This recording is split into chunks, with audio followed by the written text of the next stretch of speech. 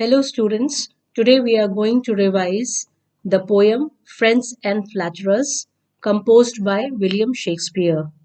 I believe that by now you must have gone through the question paper pattern.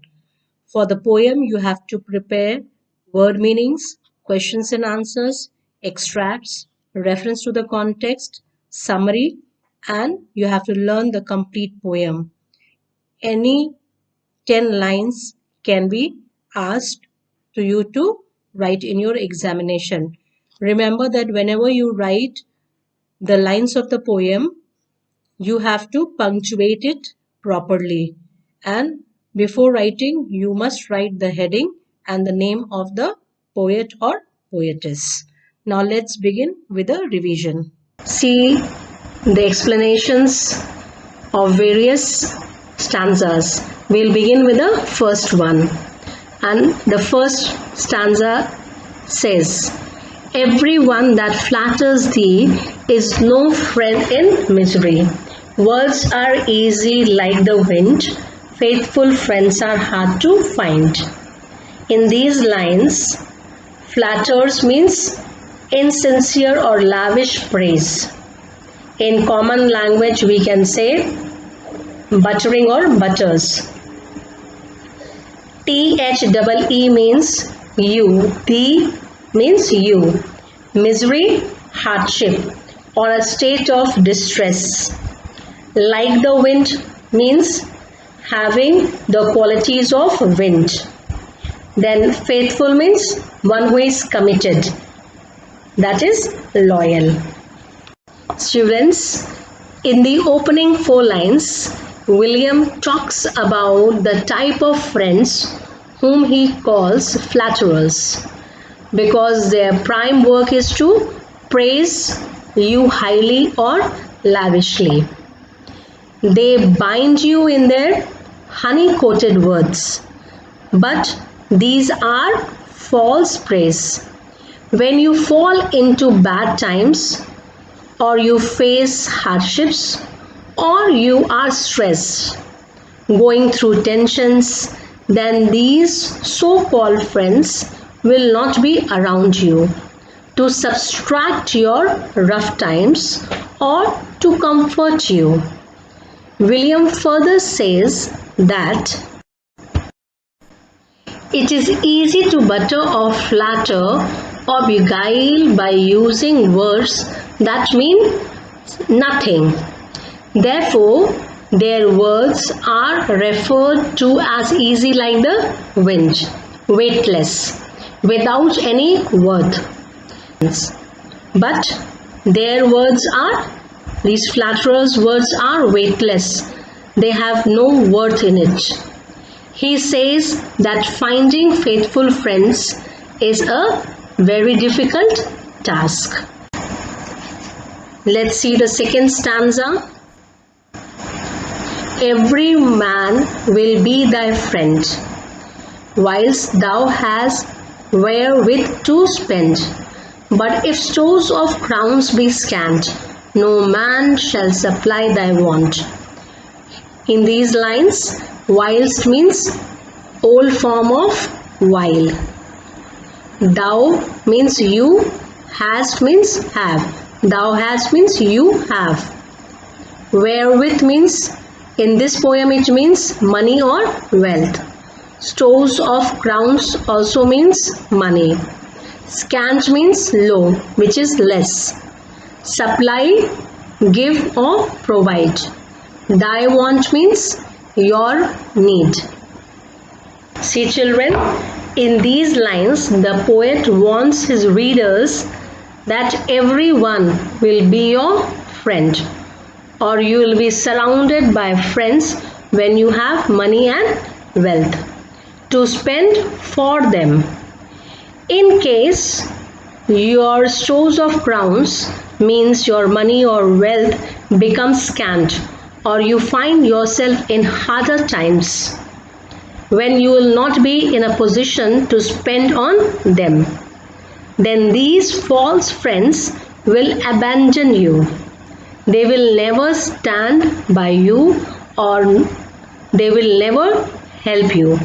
emotionally, mentally, or money wise. They will not be seen around you. That means they will never support you. They will only support you when your pockets are filled with money. If that one be prodigal, bountiful, they will him call. And with such like flattering, pity, but he were a king. The meaning of the word prodigal is spendthrift, one who spends money wastefully. Bountiful means generous, large-hearted. Such like means as if, pity, sympathy. But he were a king, as if he were a king. Okay. In this stanza, the speaker mentions how these flatterers charm you to get an advantage. If you are prodigal, a type of a person who wastes his money and wealth without giving any thought to the future, then these fake friends will never warn or make you alert. Rather, they'll enjoy being with you and call you bountiful, a generous and large-hearted person, because they like the company of a person who can spend money freely on them. If you are a wasteful, they'll compare you with a king and help you spend all what you have. And if you have vices, then they'll use those to entice and mislead you.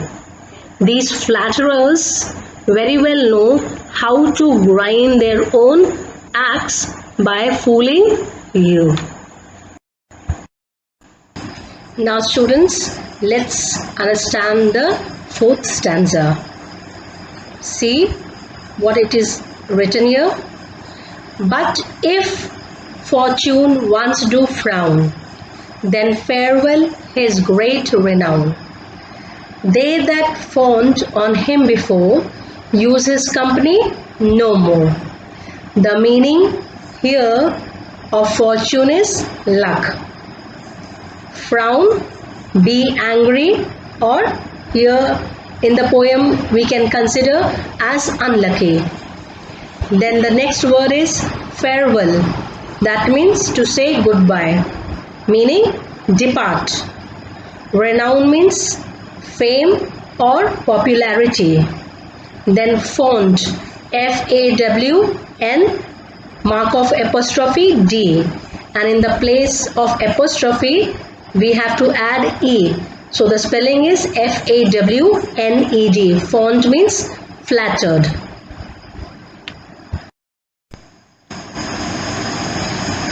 See what William Shakespeare wants to explain in this stanza. In this stanza, he declares that a person with such a bad character may eventually lose everything or spend all his wealth or money on his so-called best friends. Then these will instantly disappear. These means your true friends will disappear from your life. They will not stay with you anymore. Your luck will surely turn bad. Why? Because you have never valued your money.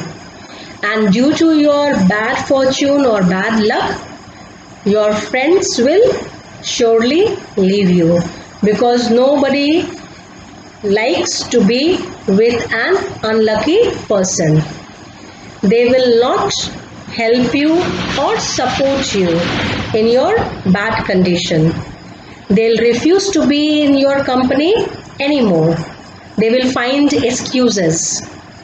Remember children, flatterers, or we say whom you are considering your true friends, were with you earlier because of your money and your habit of spending on them freely, and not because of your friendship. Let's see the next stanza in which it says, "He that is thy friend indeed, he will help thee in thy need. If thou sorrow, he will weep. If thou wake, he cannot sleep." Here the word sorrow means worry and weep means cry. Okay, the first four stanzas highlight the dark side of the human nature. Dark side means the hidden nature, which we are not able to find it out very easily. The poet shares his experiences of life with his readers, and he wants them to realize the bitter truth and learn to select friends wisely. In this second last stanza, he tells that only true friends will remain with you till the end of your life to assist you when you need help. They'll not watch you go through troubles. True friends means those who are very close to us, those who can understand our emotions. Such friends will share your despair, your worries, and stay by your side and feel what you feel. Your sorrow will be taken by particular friend as his or her sorrow. If you are awake, your true friend cannot sleep. He will find solutions for you. He will comfort you. He will give you his shoulders to lean on. Okay, now we have come to the last stanza. Let's see it. Thus of every grief in heart, he with thee doth bear apart. These are certain signs to know faithful friends from flattering foe. In these lines, grief means sadness, doth means does, bear means suffer, bear here is a verb, foe means enemy, and certain means definite.